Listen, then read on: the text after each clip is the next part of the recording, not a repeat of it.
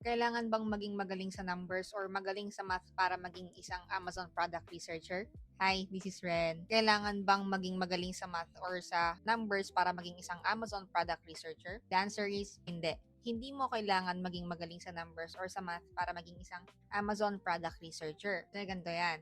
Trabaho ng Amazon product researcher ay maghanap ng products na ibebenta sa Amazon store ng iyong client. Titignan mo kung magkano yung cost, magkano yung selling price, magkano magiging profit, ROI, and stuff like that.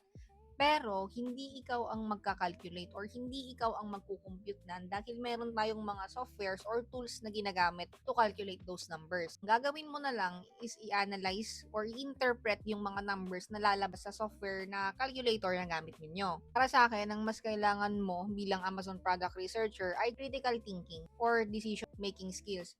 So, dapat magaling ka mag-interpret or marunong ka mag-interpret ng mga numbers na nakikita mo.